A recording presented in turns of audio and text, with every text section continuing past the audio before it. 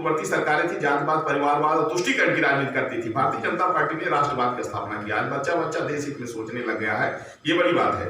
जिस तरह से आदरणीय प्रधानमंत्री श्री नरेंद्र मोदी जी ने आर्टिकल 370 और 35 को हटाया, ये दूसरा कोई नहीं कर सकता था।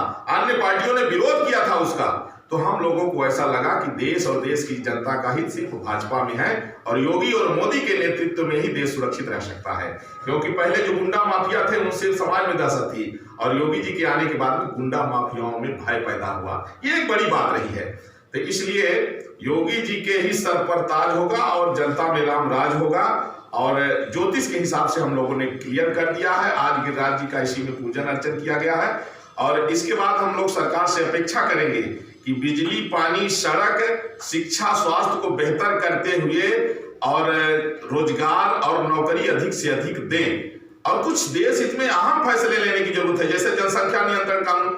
जब लोग दर्जन बच्चा पैदा करेंगे, जब 40 बच्चा पैदा करेंगे तो बेरोजगारी कहां से दूर होगी। इसलिए आवश्यक है कि जनसंख्या नियंत्रण कानून, समान नागरिक संहिता, गोरक्षा और जो मठ मंदिर सरकारी कब्जे में है उनको उससे मुक्त कराया जाए और साथ ही साथ में राष्ट्र की एकता और अखंडता के लिए भारत को हिंदू राष्ट्र बनाया जाए। इसलिए हम लोग जो है भारतीय जनता पार्टी को मजबूत करने में हर संभव प्रयास कर रहे हैं। उसी क्रम में आज गोवर्धन जी में आना हुआ। महाराज जी, जैसे विपक्षी में अखिलेश यादव ने कहा था कि मेरे नगरी मेरे सपनों में कृष्ण जी आए थे, और इस प्रकार जब योगी जी इस मठ से हैं और कृष्ण की बात अगर उन्होंने कही तो क्या ये सब? देखिए, ऐसा है कि अखिलेश यादव को अगर सपने में कृष्ण आते तो वो राम मंदिर का विरोध न करते। अब वो पहले से जो है जब समाजवादी पार्टी की सरकार रही तो वो प्रयास किए होते तो मंदिर बन गया होता यहाँ। तो इसलिए उनके सपनों में नहीं आ रहे हैं। वो सपने का जिक्र करके ये लोग मुर्गा छाप हैं। जिस तरह से मुर्गा के वह लाल लाल होता है, इनकी जो समाजवादियों की लाल टोपी है ये राम भक्तों के काल सेवकों के खून से रंगी हुई है। तो ये मुर्गा छाप जो है, जितने समाजवादी हैं ये सिर्फ सत्ता की लालच में क्या बोल जाएंगे।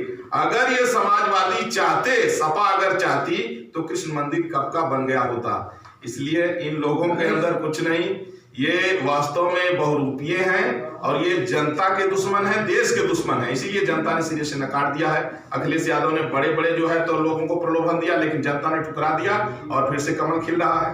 ये जनता जो है, जनता जानती है कि देश और देश की जनता का हित भाजपा में है। योगी मोदी के नेतृत्व में ही देश सुरक्षित रहेगा। इसलिए अखिलेश यादव के सारे प्रलाप व्यर्थ थे। जी महाराज जी, अगर विदेश की बात करें, यूक्रेन की, और भाई विश्व युद्ध छुड़ा हुआ है, शायद कहते हैं कि तीसरा विश्व युद्ध फिर छिड़ने वाला है, इसमें क्या कुछ कहेंगे आप? देखिए, मैं तो ये कहूंगा कि रूस रुक जाए और यूक्रेन झुक जाए। इसी में रूस को भी अच्छा रहेगा, जो एक अंतर्राष्ट्रीय स्तर पर जो है लोग उसकी छवि खराब हो रही है, और यूक्रेन भी गलती किया है, बार बार उंगली करता था। तो अब इससे जो है अगर ये कहीं जो थर्ड वर्ल्ड वार का रूप लेता है तो पूरे विश्व को इसका जो है तो नुकसान होगा। तमाम लोगों की जान जाएगी, आर्थिक क्षति होगी, तमाम राष्ट्र तबाह होंगे। तो ये आवश्यक है कि सभी राष्ट्र मिल करके और समझौते की पहल करें। और इसमें निश्चित रूप से यूक्रेन दोषी है, क्योंकि यूक्रेन जो है कहीं न कहीं से अपने से बड़े से पंगा लिया जो नहीं लेना चाहिए था। और यूक्रेन थोड़ा सा क्षमा मांग ले, थोड़ा झुक जाए, और रूस को भी चाहिए कि वो जो है वार करने से रुक जाए, सीज फायर करे।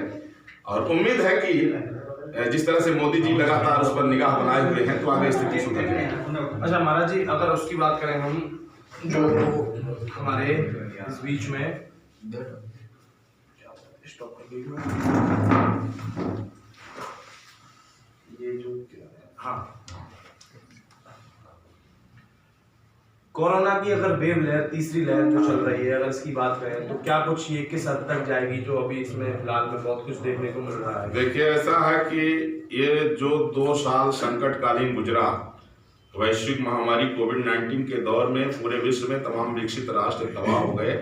लेकिन चूंकि भारत का जो नेतृत्व रहा वो इतना जो है तो देशभक्त और जनता का हितैषी कि वो पहले से ही लोगों को जो है तो सजग किए और काफी जो है प्रयास करके देश को बचा ले गए। और कोई भी गरीब से गरीब व्यक्ति भी भूखा नहीं रहा, सबको फ्री में राशन इत्यादि पहुंचाया गया। अब कोई भी लहर जो आएगी वो उतनी प्रभावशाली नहीं होगी, जुकाम खांसी की तरह जो है वो सब निकल जाएगी। अब वो संकट नहीं आने वाला है जो गुजर चुका है। बहुत बहुत साधुवाद हमारे चैनल पर महाराज जी का, और बहुत बहुत धन्यवाद यहाँ गोवर्धन आए हुए और